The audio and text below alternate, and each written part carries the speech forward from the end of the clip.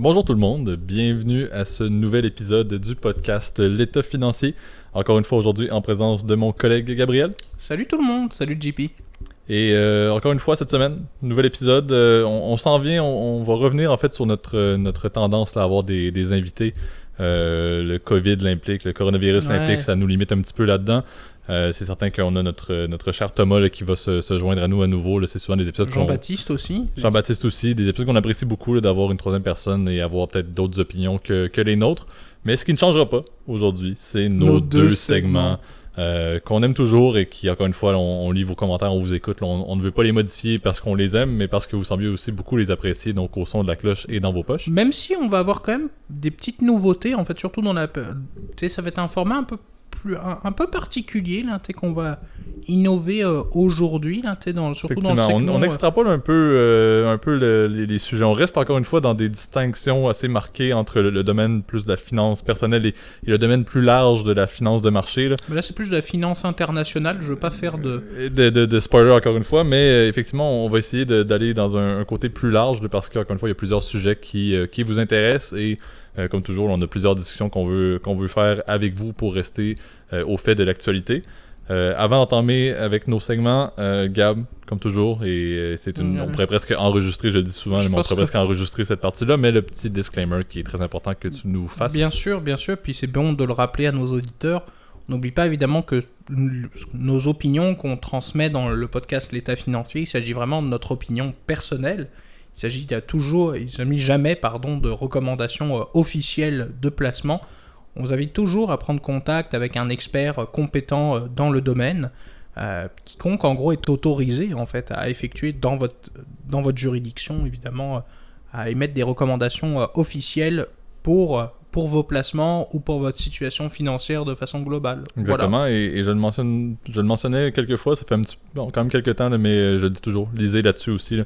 Je crois que si nous-mêmes on fait nos propres opinions, absolument, c'est important que vous les fassiez. Et c'est encore une fois, on le rappelle souvent, là, mais c'était la base même du podcast, de vous joindre à nos discussions, de vous joindre à nos réflexions pour que vous fassiez également vous-même vos propres avis et que vous vous conscientisez au monde de la finance, qui est un monde qui est si intéressant, mais aussi si important. Si complexe aussi, hein. C'est sûr que le but, comme toujours, là, c'est aussi d'éveiller votre curiosité, là, surtout avec des sujets comme on avait vu la semaine dernière, mais comme aussi cette semaine, surtout dans la section au son de la cloche.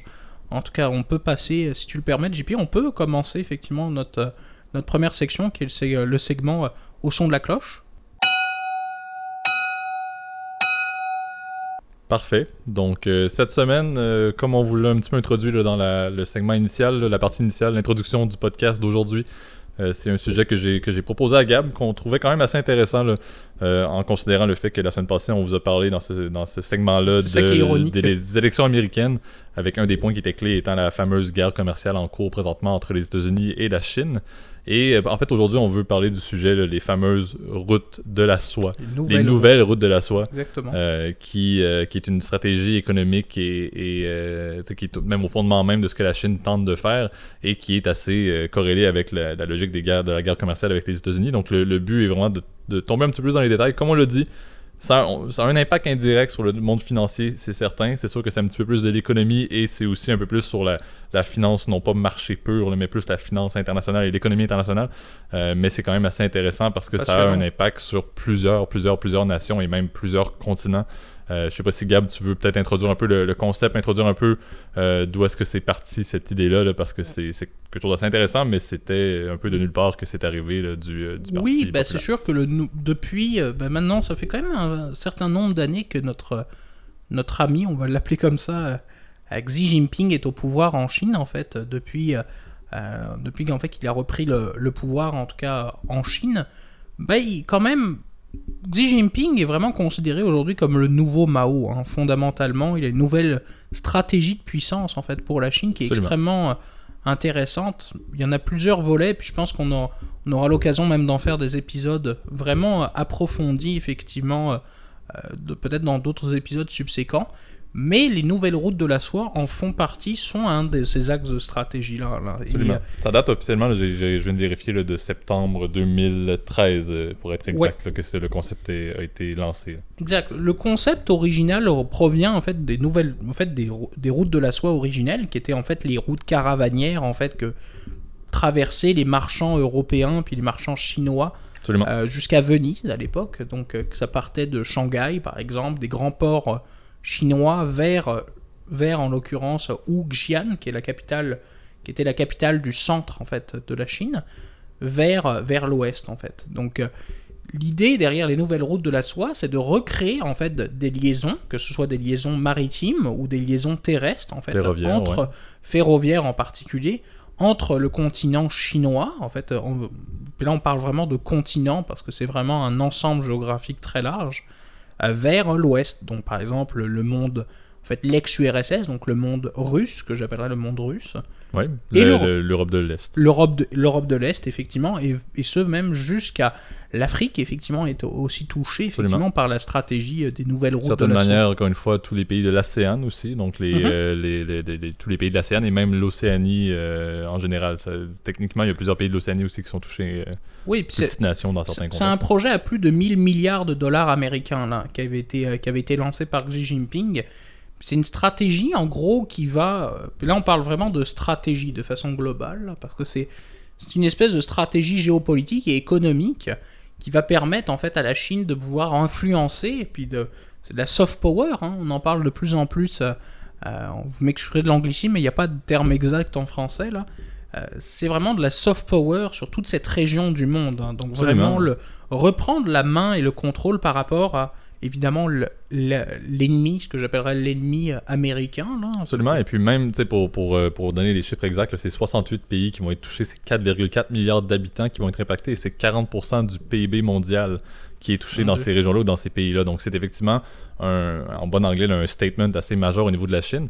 Puis tu l'as un petit peu introduit, là, c'est le concept de dire, depuis que la Chine, bon, là il y a des débats là-dessus, là, mais est devenue la plus grande économie mondiale, il n'y avait pas vraiment il n'y avait pas, entre guillemets, une prise de possession de cette place-là dans l'échiquier mondial que la Chine avait eu, et c'est un petit peu par ceci que la Chine veut s'implanter. La Chine est un pays qui a fait son économie en étant un fournisseur de biens et de matières... De produits manufacturés. Exactement, c'est relativement simple, mais au final, la majorité des choses, c'était la Chine qui le fournissait, par exemple, aux États-Unis, mais c'était pas vraiment une puissance, c'était vraiment, ils fournissaient des biens de gamme C'était une puissance diverse. Industrielle, en fait. Exactement. Commerciale, quand même. Mais cette action-là vient un petit peu mettre officiellement la mainmise de la Chine comme étant, nous sommes l'économie principale, nous faisons nos propres partenariats, nous ne sommes pas seulement un pays qui exporte des biens et des biens et des biens, entre autres principalement vers les États-Unis, étant, encore une fois, la logique, les États-Unis étaient la principale économie et la Chine faisait des exportations vers les États-Unis.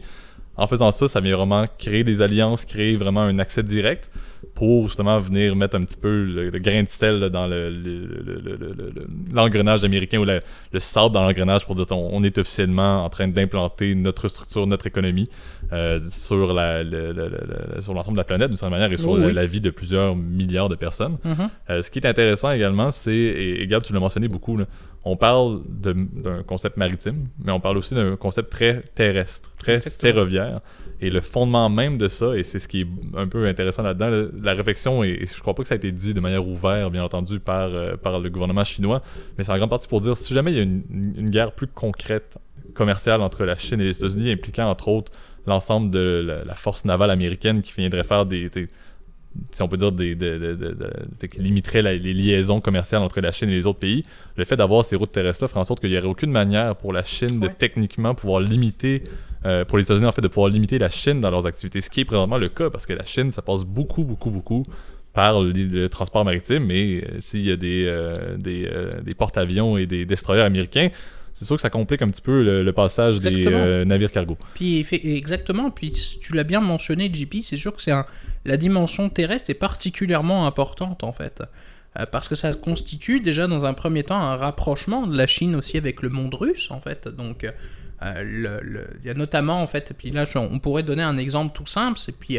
je pourrais citer un de des youtubeurs qu'on regarde souvent, le fameux Wendover Productions, qu'on vous recommande très fortement. Très intéressant. Qui est très intéressant, puis qui soulignait effectivement que la Chine, en quelques années, était devenue le plus grand réseau ferroviaire à grande vitesse au monde.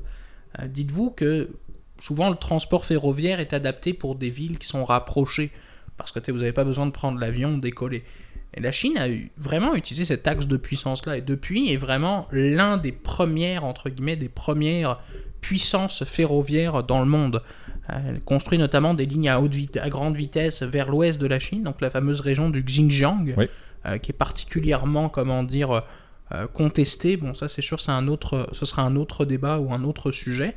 Vers l'Ouzbékistan, vers le Kazakhstan, qui est un de ses voisins, puis indirectement, puisque le Kazakhstan a une entente, entre guillemets, une union douanière avec la Russie, véritablement vers l'est de l'Europe, en fait. Donc le but, en fait, est de relier Pékin et l'Europe de l'Est en 6 jours, par exemple, avec le train, alors que ça peut prendre une quarantaine de jours avec un porte-cargo. Exactement, et puis on sait que la Chine a toujours été reconnue comme étant un pays qui avait une capacité à mettre en place des infrastructures dans un temps record, là.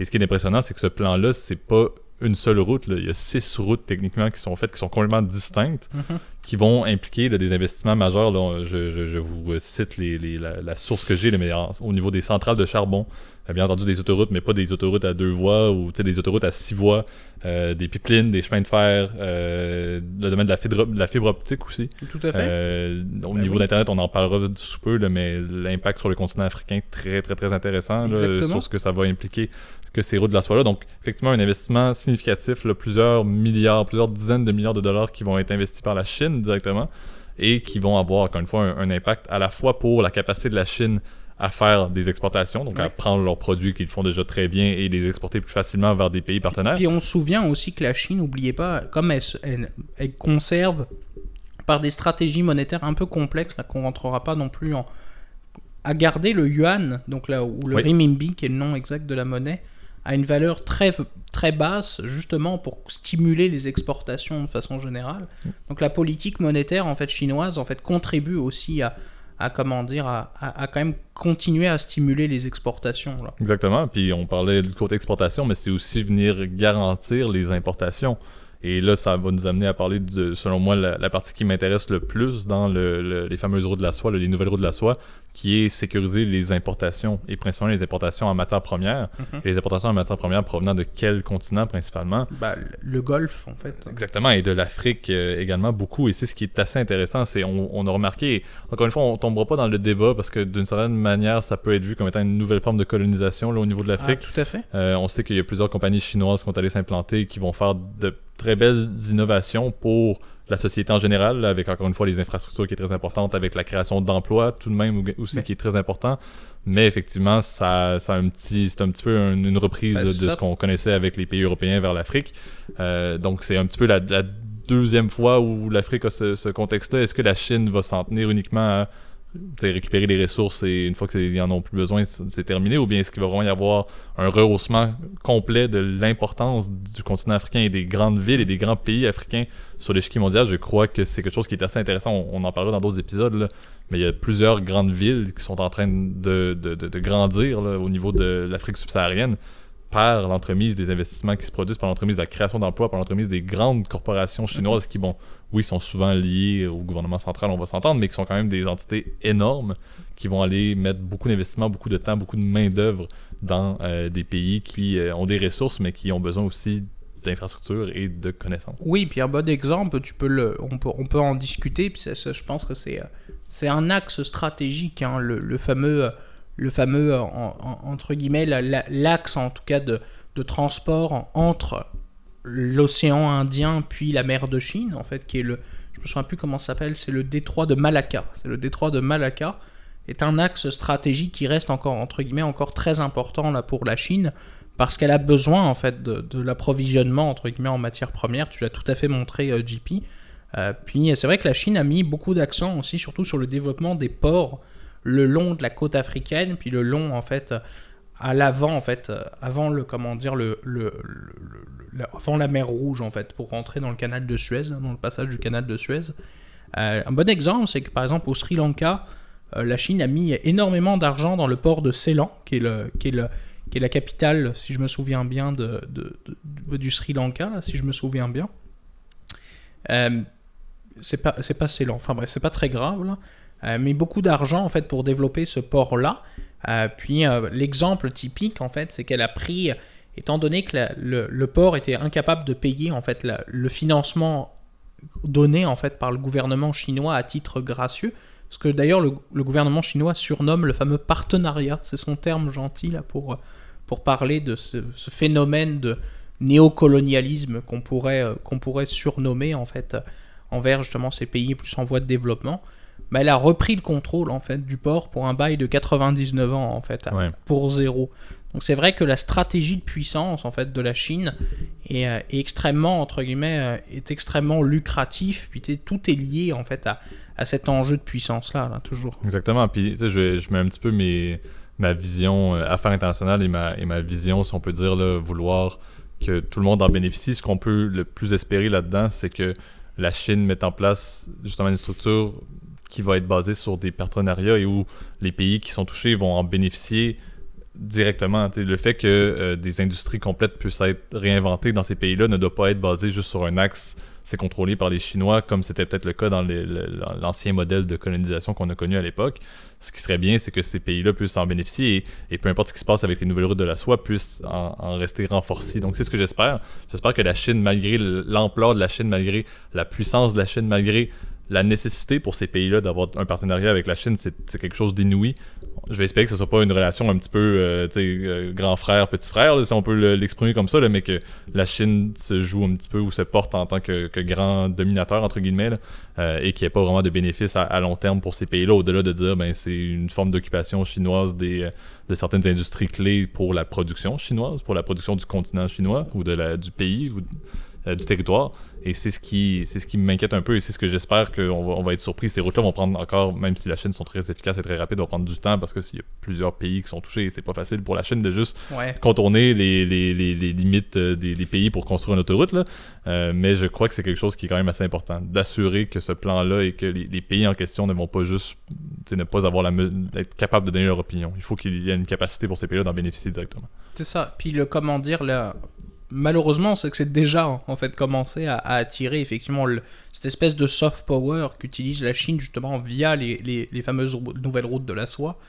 Un exemple que je pourrais te montrer là, c'est grâce aux nouvelles routes de la soie, c'est sûr que la Chine est capable d'arriver en fait avec de l'argent frais pour des pays qu'on malheureusement manque de liquidité puis qui sont très peu entre guillemets qui sont très peu intégrés à la mondialisation, là. Particulièrement, je pense par exemple à la Côte d'Ivoire, par exemple à des pays comme par exemple le Ghana, on peut penser aussi à des pays comme la Guinée équatoriale qui ont beaucoup de difficultés en gros à rentrer dans les rangs de la grande, entre guillemets la grande avec un G, de mondialisation.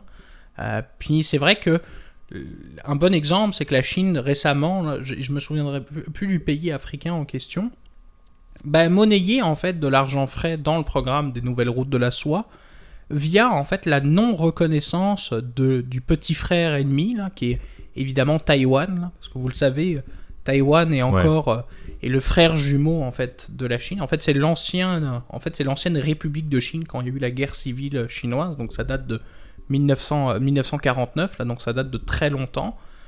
Puis certains gouvernements reconnaissaient encore Taïwan comme l'entité en fait qui gère l'ensemble de la Chine. Puis la plupart des gouvernements en fait aujourd'hui de nos jours reconnaissent évidemment la République populaire de Chine, donc Pékin en fait comme le pouvoir central chinois. Exact. Et puis il y a beaucoup il y a ce fameux pays africain, vous m'excusez, je me souviendrai plus, changer en fait son allégeance à Pékin depuis Taipei vers Pékin en fait. Grâce à la nouvelle stratégie des nouvelles routes de la soie. Là. Exactement. Et puis, tu sais, pour clôturer ce sujet-là, ce qui est intéressant, c'est de voir qu'est-ce qui se passe justement en 2020. La pandémie de coronavirus a eu un impact quand même assez majeur sur ce projet-là qui a été ralenti un petit peu, non pas à cause de ce qui s'est passé en Chine, parce que la Chine a quand même repris assez rapidement ses activités là, avec la gestion qu'ils ont fait du virus, mais c'est beaucoup sur l'ensemble des pays qui devaient mettre en place l'infrastructure, parce que techniquement la Chine soit faisait des investissements directs et créait leurs propres infrastructures, ou bien c'était sous des formes de prêts. Donc les pays qui étaient touchés dans le but d'embarquer dans le projet obtenaient un montant de la Chine dans le but de gérer eux-mêmes la construction de leurs infrastructures par la logique de pays souverains, là, comme on a abordé très brièvement. Mais les problématiques maintenant, c'est qu'à cause de tout ce qui se passe, le crack boursier, la crise financière internationale qu'on est en train de vivre, techniquement, fait en sorte que plusieurs pays n'ont plus vraiment la capacité de rembourser le prêt, entre guillemets, que la Chine leur a accordé. Il y a plusieurs pays qui ont demandé des révisions, entre autres, je crois, le Pakistan, des reports. Le Pakistan le fait, entre autres, si je ne me trompe pas, dans le but de justement changer un petit peu les conditions parce que ça a des complications. Et la Chine, techniquement, a besoin que chaque pays mette en place ces investissements-là et puisse les rembourser aussi pour que tout se passe bien dans le projet. Donc, 2020 est une année assez intéressante parce qu'on remarque qu'il y a quand même un peu de complications. C'est un projet titanesque, mais il y a effectivement plusieurs complications. On vous invite à le lire parce que moi, l'axe que je peux ramener ça vers la finance de marché, c'est que plusieurs bourses internationales, plusieurs bourses de pays qu'on ne considérait pas. On s'entend, la finance internationale est basée sur plusieurs pôles, principalement là, en Europe.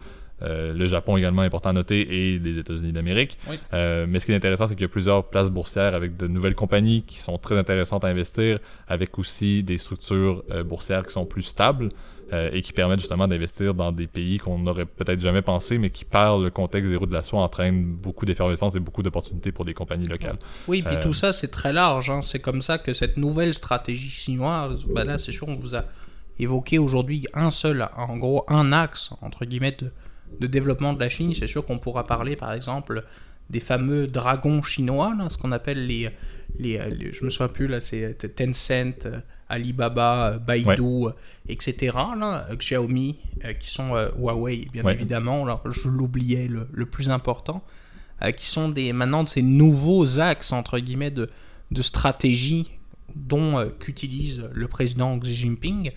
Et tout ça, doit être pris en connaissance dans un univers géopolitique qui est transformé. Là. Puis l'exemple, c'est que ces nouvelles routes de la soie, le but, c'est que ça peut avoir des conséquences financières.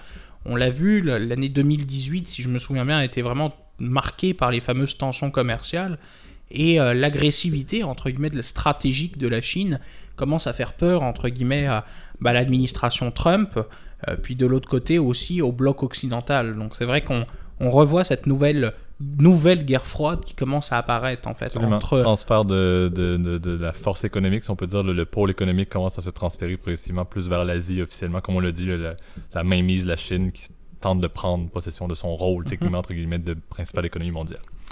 Donc passons maintenant à notre deuxième segment, dans vos poches. Parfait. Donc cette semaine, le sujet qu'on veut aborder, vous vous souviendrez, là, il y a de cela déjà 2 épisodes, là, on a parlé d'une compagnie, d'une banque qu'on aime bien, de Lehman Brothers. Et on a parlé un petit peu de la chute de Lehman Brothers, un épisode qu'on appréciait beaucoup et merci toujours pour vos commentaires. Ce qu'on veut aborder aujourd'hui, c'est un petit peu plus le domaine de l'effet de levier, qui est quelque chose qu'on aime bien. L'effet de levier dans un axe, encore une fois, plus finance personnelle. On va essayer de vous faire comprendre un peu comment est-ce que cela peut se faire, encore une fois, sans faire de recommandations. Là, c'est quelque chose que moi, personnellement, je ne fais pas et je ne recommande pas vraiment parce que c'est quelque chose d'assez compliqué. Mais le concept est important à comprendre. Je sais pas si, Gab, tu veux peut-être amorcer un petit peu avec qu'est-ce que l'effet de levier, globalement, sous un axe, là, encore une fois, plus au niveau de finance perso. Là. Oui. Puis bon, c'est sûr qu'aujourd'hui, on va parler vraiment de levier financier traditionnel, parce qu'il y a plusieurs formes, en fait, d'effet de levier. L'effet de levier, moi, je le définirais en fait comme être capable, en fait, avec peu d'argent, d'en faire beaucoup. C'est un peu ça le concept. Effectivement. C'est d'aller chercher en fait des rendements plus importants en ayant plus d'argent en fait sous gestion. Alors il y a plusieurs types de leviers. Donc c'est sûr que souvent le levier traditionnel qu'utilisent les investisseurs, puis c'est le cas par exemple d'investisseurs traditionnels. Donc tu es par exemple des particuliers. Des fonds de pension, plus des investisseurs institutionnels, ce qu'ils vont faire, c'est emprunter de l'argent pour pouvoir placer.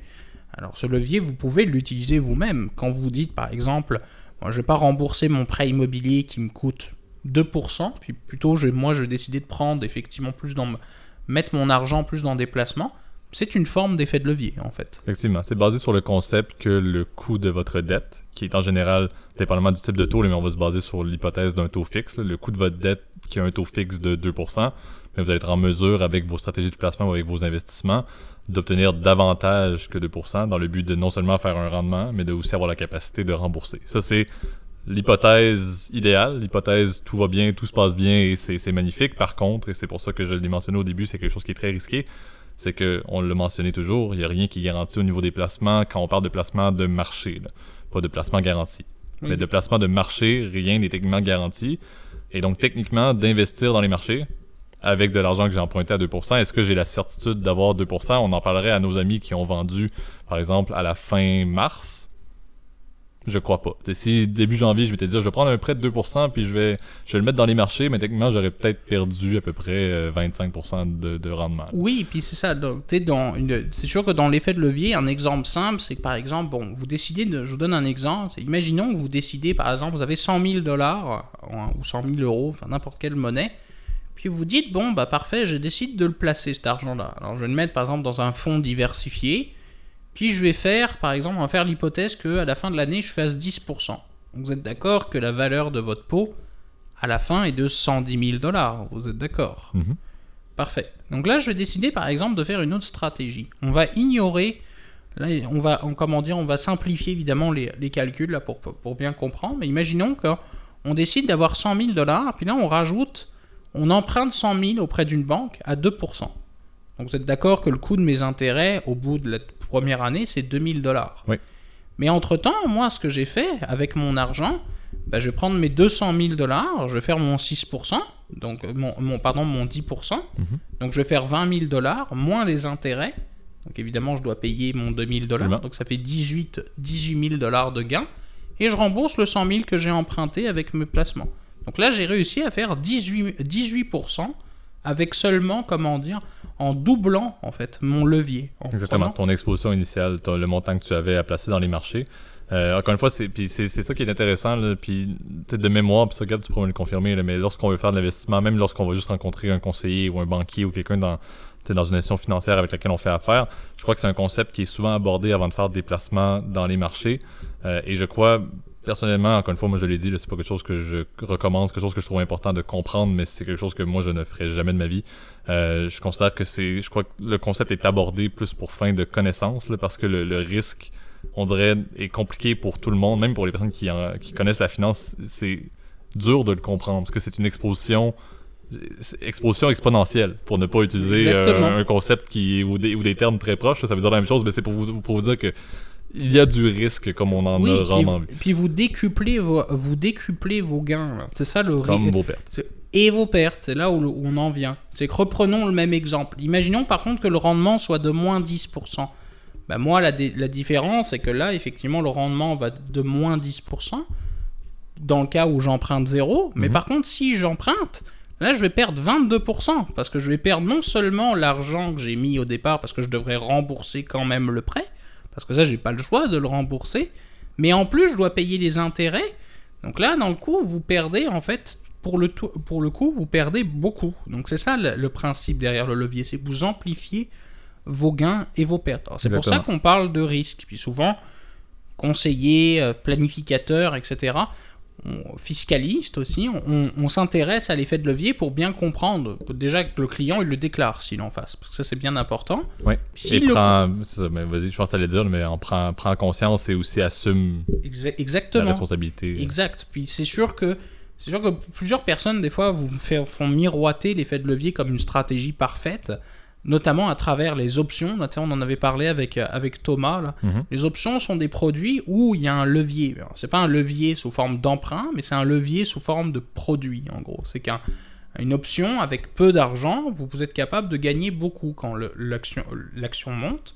Par contre, si l'action perd, vous perdez tout. C'est ça l'idée, en fait, derrière le levier financier, c'est que ça comporte des risques accrus.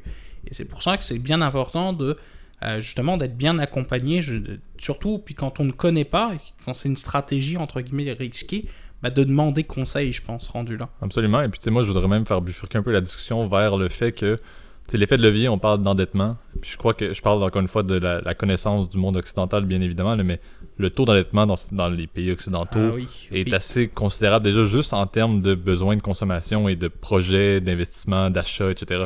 Ouais. Donc le fait de rajouter en plus le concept de dire mais c'est possible de prendre la dette pour investir, je crois pas que c'est quelque chose qui est nécessairement bien dans le contexte où on est, où la majorité des personnes ont davantage de dettes que leurs actifs présentement dans le monde occidental.